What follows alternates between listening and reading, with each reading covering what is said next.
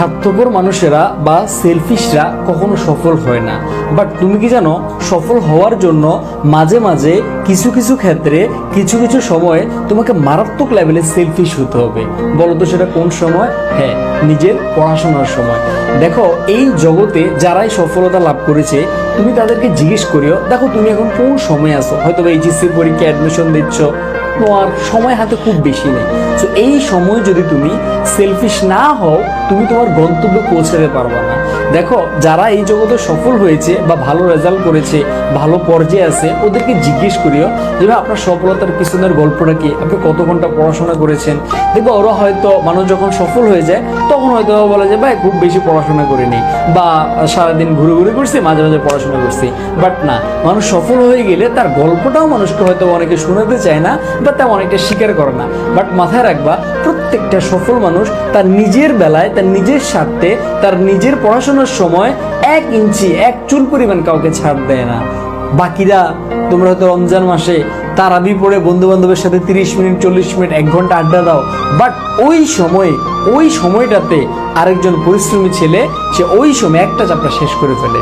তুমি হয়তো ফেসবুকে কোনো একটা ভাইরাল ট্রেন্ড, ভাইরাল ইস্যু, এগুলো নিয়ে ফেসবুকে মাতামাতি করতেছো, ফেসবুকে একবার ঢুকলেই হয়তো 30 মিনিট 40 মিনিট 1 ঘন্টা সময় নষ্ট হয়ে যাচ্ছে। বাট ওই সময় আরেকটা স্টুডেন্ট, আরেকজন শিক্ষার্থী তার একটা চ্যাপ্টার কমপ্লিট করতেছে।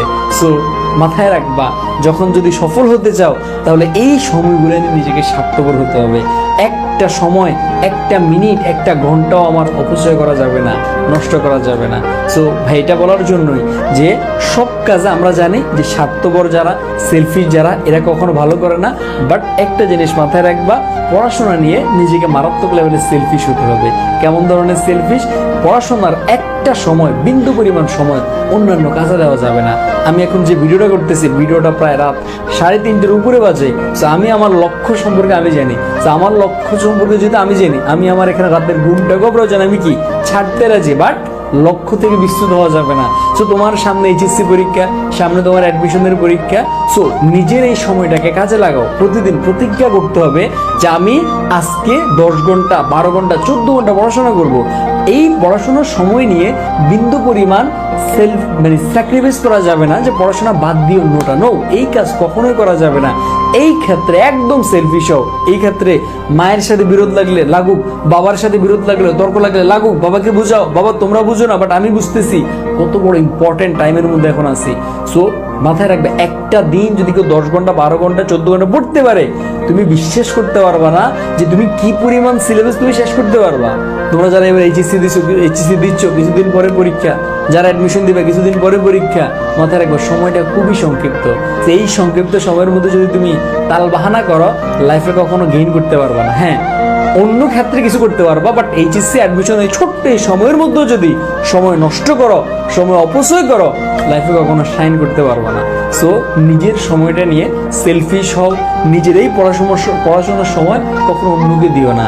সেলফিশ হওয়ার মানে এই না যে অন্য বন্ধুকে বা অন্য ফ্রেন্ডকে পড়াশোনা নিয়ে সাহায্য করিও না। না, এই কাজ করা যাবে না। সবাইকেই সাহায্য করবা, সবাইকেই যতটুকু পসিবল হেল্প করবা, বা যেটা করার দরকার করবো, উপকার করার দরকার করবা। বাট পড়াশোনার ক্ষেত্রে নিজের পড়ার সময়টা কখনো অন্য কাউকে দেওয়া যাবে না, কখনো মোবাইলে নষ্ট করা যাবে না, কখনো বন্ধু বান্ধবের আড্ডা নষ্ট করা যাবে না।